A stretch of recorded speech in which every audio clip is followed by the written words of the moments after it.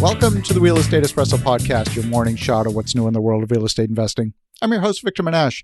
We have a very special show for you today. Welcome to the weekend edition. We have none other than Mitzi Perdue, all the way from Salisbury, Maryland. Welcome to the show. What a joy to be here. And I grew up in real estate, so I'm coming home. Oh, great to have you here, Mitzi.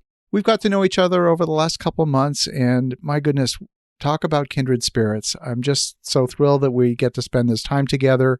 And I'm fascinated by your story. I know our listeners are going to be fascinated by your story. The family name Perdue. First of all, the show's going to be airing on Sunday, February the 14th, Valentine's Day.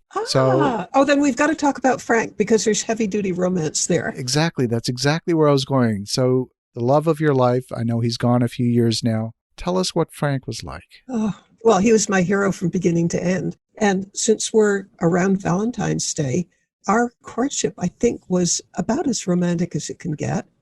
Well, I guess everybody's story is romantic, but it sure feels that way to me because I was living in California. I was a rice farmer. And if you're wondering if you heard me right, yeah, rice, the stuff that a Japanese person might eat with chopsticks. I was a rice farmer. I was visiting in Washington, D.C. and got invited to a party. But I had to leave early because I had another place that I had to go. Frank Perdue attended the party, but he arrived late. We overlapped by 10 minutes. We started talking. And, he was kind of interested with the idea that chicken and rice go together. But our first 5 minutes were talking about how we were both divorced and how we were convinced that we would never consider the possibility of the notion of the concept of remarriage. And the reason why was because we'd never trust anybody again. 5 minutes into the conversation, Frank looked down at me and he said, "I believe I could trust you." And I looked up at him and I said, "I believe I could trust you." And the next 5 minutes, we're talking about what our marriage would be like. It would be supportive and not competitive, would be there to rejoice for the good stuff and to support each other during the bad stuff. And then I had to leave. And I didn't get to talk with him for another 10 days, this being 1988. No emails, no Skype. And I was on a speaking tour. I was president of the oldest and largest farm women's organization at the time. Anyway, when I got back to California, Frank living in Maryland, I got back to Maryland to California. There were all these nice pink while you were out slips saying that Frank had called. And then he called again. And he said, almost his first words, "I've never been more serious in my life." And I said, "Frank, I feel the same way." Well, I came back to see him. And when I had known him 5 hours, he gave me my engagement ring. And it wasn't just any old engagement ring. It was a priceless artifact, an emerald probably meant for the Queen of Spain that was recovered from the treasure ship Atocha, 1622. Some engagement ring, right? Wow. Well, I went back to California to wind up my rice farming business. And when we were talking on the phone, the church that we belong to has a 6 weeks prenuptial counseling period. And he explained to me that he was running a company. These were somewhat difficult times, a little bit stormy, and he didn't have time for a normal engagement, but that he would like to be married as soon as the 6 weeks prenuptial counseling period was over. And so our third date was to see the minister who married us, Reverend Draesel. And shall I continue or am I monologuing too long? Wow. What a story. What a story. It does go on, but I'll get to the end of it. Yeah, keep going. We're 90%, I'm lying to you, 90% done. Okay, so the minister who married us, here we are in his rectory starting prenuptial counseling. And he says, "Oh, this is so wonderful. I'm so happy for you. Marriage is a glorious estate. How long have you known each other?" And I said, "Do you mean in person?" And he said, "Well, yes." And I said, I looked at my watch, 36 hours. Wow. So when we married, we had known each other in person 6 weeks and 3 days. And it was a blissful marriage. But I mentioned that I thought my situation was super romantic because we didn't waste our time. When we began living together, I felt there was no adjustment period. I felt I'd known him all my life. And I shared his values so completely. And we had so many things that were just made us compatible. Like we were both extremely prompt. We were both very frugal. I think we were both very idealistic. It just worked. My goodness. That's such a beautiful story. Since people are listening to this on Valentine's Day, happy Valentine's. That is so great. So, of course, Frank is known as the chairman of Perdue Farms, one of the largest suppliers of poultry in the nation. And, of course, he had a tremendous amount of wealth. You were born into wealth as well, a family name of Henderson. Tell us a little bit about your background. Well, Frank Perdue used to joke with people that he married me for my money. My father was the co-founder and president of the Sheraton Hotels. Sheraton began in the 1930s, the height of the Great Depression. And this may be of interest to our listeners because the 1930s, as you know from history books, a really rough time for real estate. If you owned a hotel, it was probably a one-way fast ticket to bankruptcy. And everybody in their right mind, it seemed, was running away from the hotel business, which means that it was very easy for my father to buy hotels. But why could he make a success of hotels when nobody else could? I mean, he started with no hotels, ended with 400. What did he do to turn things around during the Great Depression? And I hope you want me to answer that question. I would love to hear the answer. Okay, as a little girl, and I was born in the 40s. In fact, I'm proud of my age. I was born in 1941, soon to be 80 years old. Yay.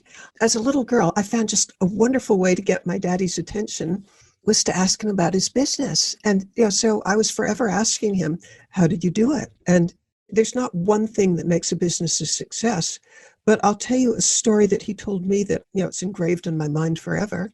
I just mentioned that the hotels began at the height of the Great Depression. I think the first one might have been 1933. And that was a period when unemployment was 25%. If you lost your job at that point in time, you almost certainly weren't going to get another. It was the breadline. Well, Father, when he'd take possession of a hotel, and almost always it was one that was on the edge of bankruptcy, when he'd take over a hotel, the first thing that he'd ever do would be he'd invite all the employees in the hotel, and there could easily be 400, 800 employees.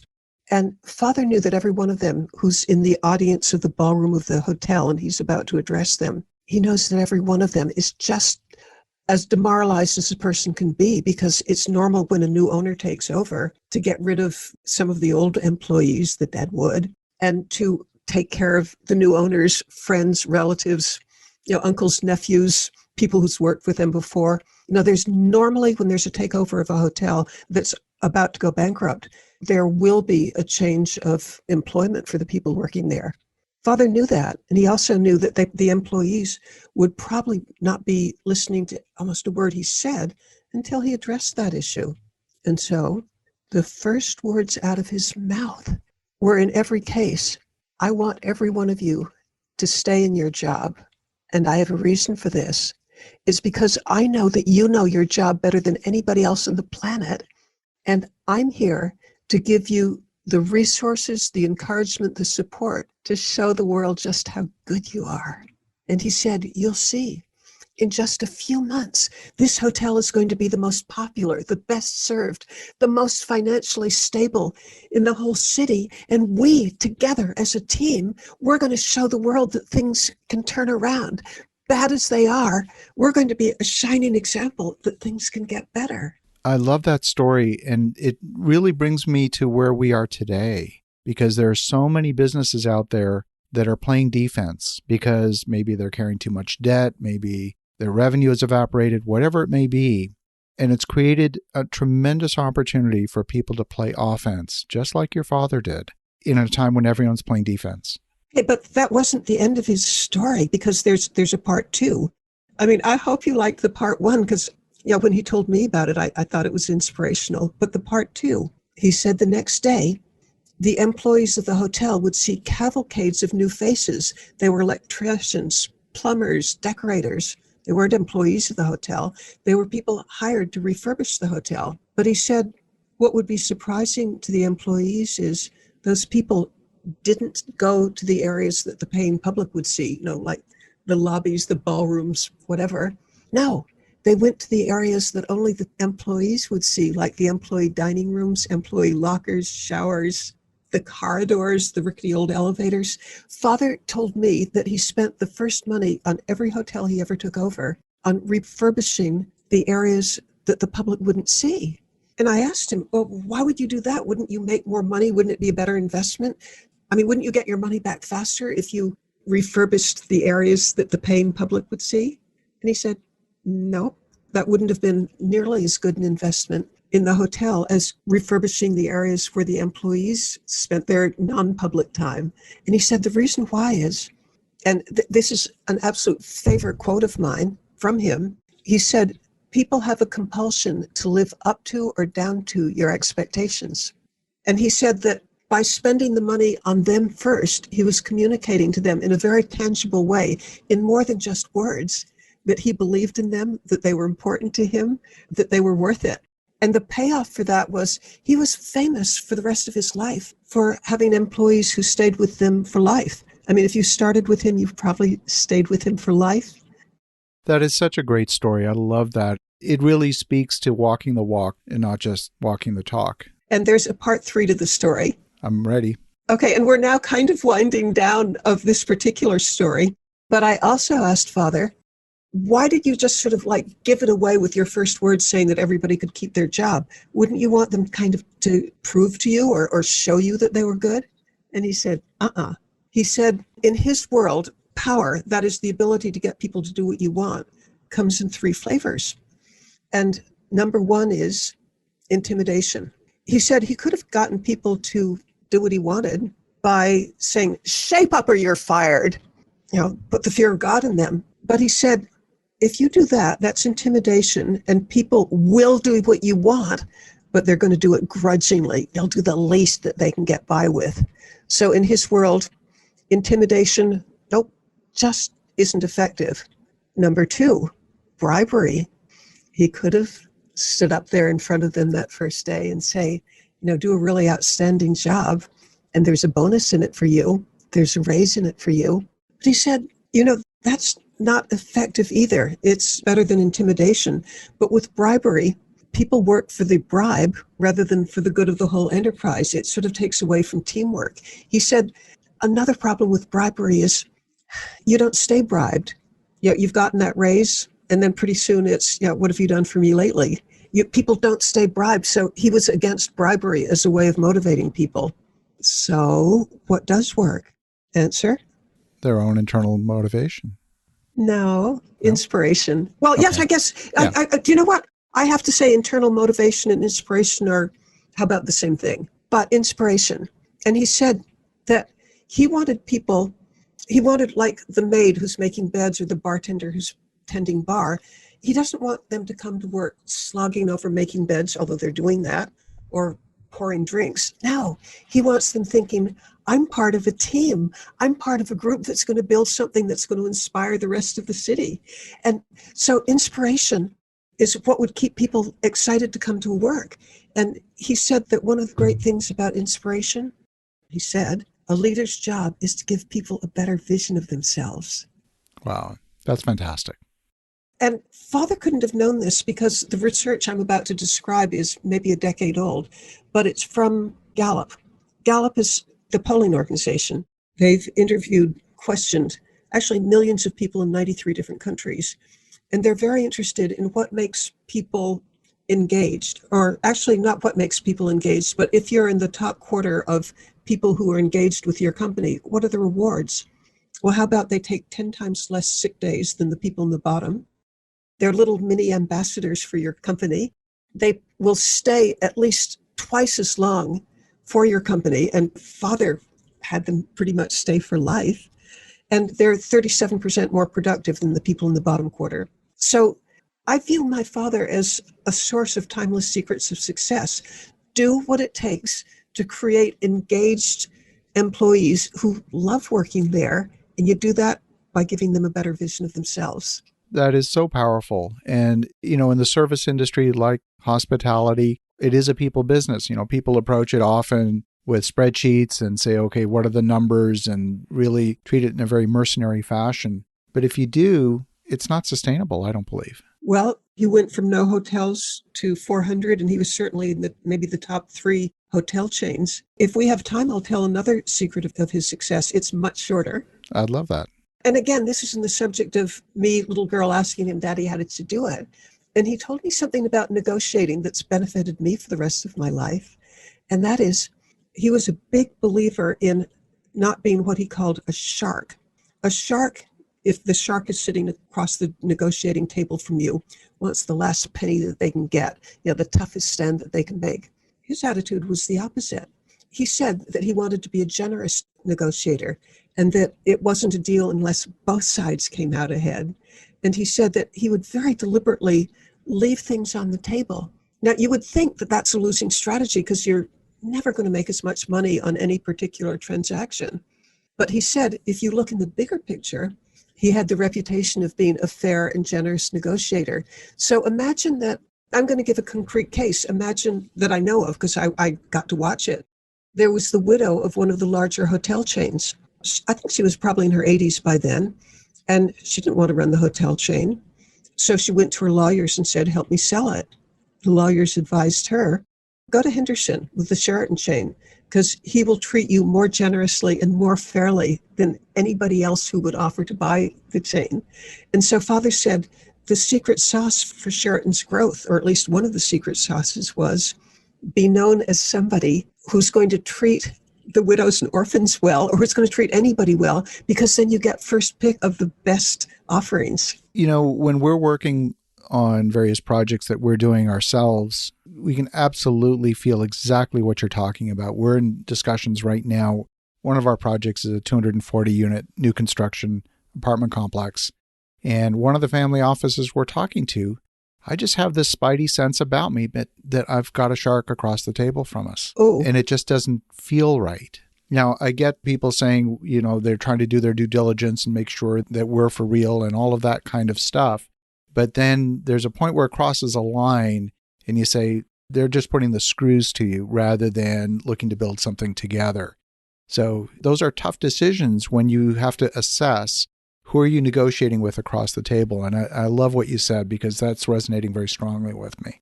Yeah, that's fabulous. So part of the Sheraton legacy, obviously today it's now became part of the Starwood Group and is now part of Marriott. How has the Sheraton legacy, and I don't mean just the bricks and mortar part of it, how has that been carried forward in your opinion? Oh, well, I'll speak specifically to my family because although Sheraton began in, I think, 1933, maybe it was 32, but in that period, the Henderson Estate Company actually began as a business that's always been run by a Henderson in 1840. It's still run by a Henderson. That's 181 years. So this is a family that's very, very, very much about legacy and that we're stewards. We're here to hand it on to the next generation in better condition than we got it. The identity of the family is tied up with philanthropy. I remember on the subject of philanthropy, I remember, again, little girl walking into my father's study on a Saturday, and there he is deep in books at his desk. And, I interrupt him. And, Daddy, what are you doing? And he said, I'm looking at various charities that I'll be supporting. And I say, but why? You could be out golfing or something. And he said, and this is the words that I remember the rest of my life. He said, and this is following Henderson tradition, because the Hendersons are about philanthropy. He told me, the greatest pleasure my money has ever given me is in giving it away.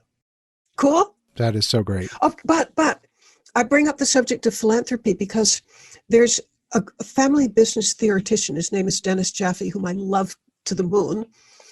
For 40 years, he's been studying what makes families high functioning. And he says, usually by the third generation, for a family that lasts, they've discovered the importance of philanthropy, because philanthropy gets you, it's so easy just to think, oh, the wealth creators created wealth and we can go spend it. That's, I think, a recipe for disaster, just personally and for a family.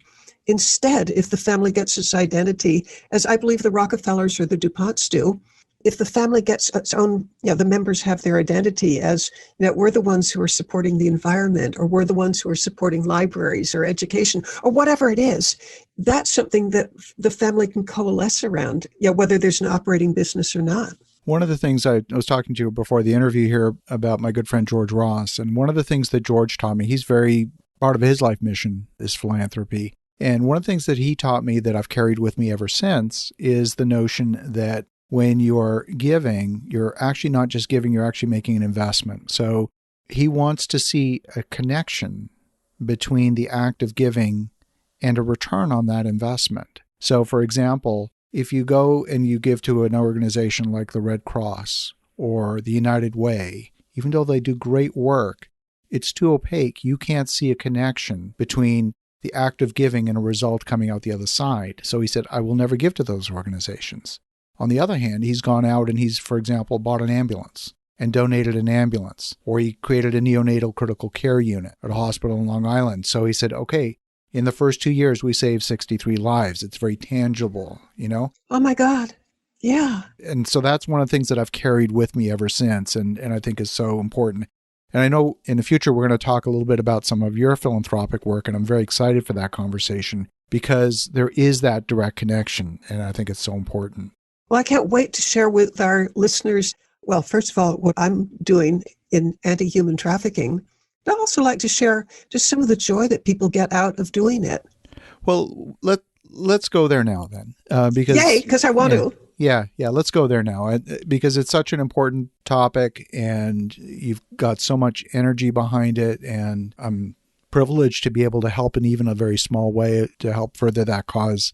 So tell us how you got involved in it and some of the initiatives that you have underway, because they're breathtaking, frankly.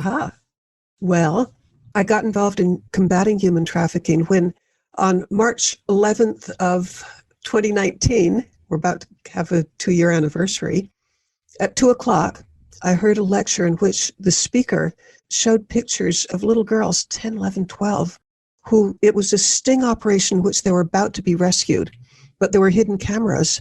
And I saw the faces of these girls, terrorized, depressed, and a little girl should be happy. And I couldn't unsee. And then I learned that these little girls, they were being forced to have sex with strangers 10, 15, 20 times a night. It was like a sexual conveyor belt where a man would come in, do his thing, leave, and the next one would be there. And I'm thinking, there's nothing more horrible than I can easily imagine. And then I learned that their life expectancy was lower than 7 years. They were going to die, if they weren't rescued, they were going to die of a drug overdose, suicide, disease, or they'd be murdered for their organs. And does worse than that exist? And then I began studying some more and learning there are 40, and this is United Nations figures, there are more than 40 million people who are in human slavery right now. And to put that in context, at the height of the horrible slave trade from a couple of hundred years ago, there were 15 million. We're at 40 million now. And so I was age 78 then. I decided I wanted to devote the rest of my life to doing something about this. And part of the motivation was, you can't unsee it. There's a quote from Mother Teresa that I cherish, the good that we can do, we must do. And I thought, there's something that I could do. And I'm not capable of going on a rescue mission or helping psychologically restore somebody. But what I can do with the background that I have is I could help raise money and I could help raise awareness.